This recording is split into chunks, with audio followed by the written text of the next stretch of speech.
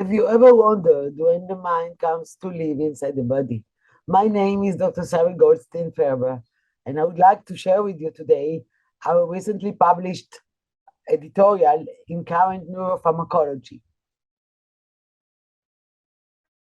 Think how suddenly a newborn starts the first breathing. Think how suddenly an infant smiles the first smile. Think how suddenly a child makes the first step, speaks the first word, and going back to fetal life, think how suddenly the first beat of the small heart begins, the first limbs and the body movements occur, and how these fetal phenomena couple with the discrimination of sleep states.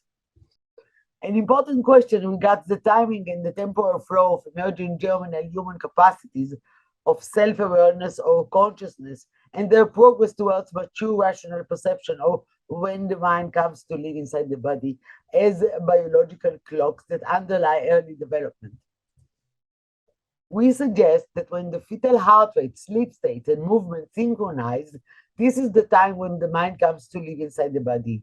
Interestingly, this coupling occurs upon the borderline of viability and the relative maturation of the sensory motor regions, allowing for the experience of pain around 24 weeks of gestation.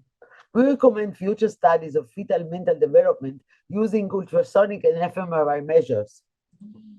We suggest that pre-programmed biological clocks of perceptual modules start from sensing of neural intensities to manifestations of human mindful capacities using a step response, a rapid change from 0 to 1 between modules, going from one module to a higher one by changing earlier modules set points.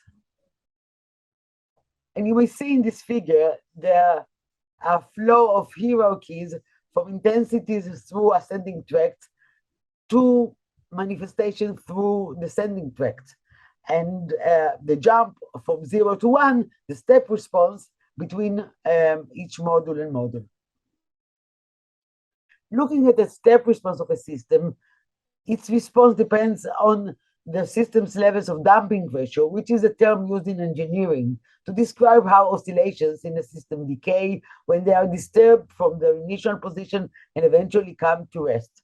In a given system or organism, one can see that for low damping, there is a lot of overshoot, but the settling time is shorter for reaching the plateau, reaching the new set point of 1.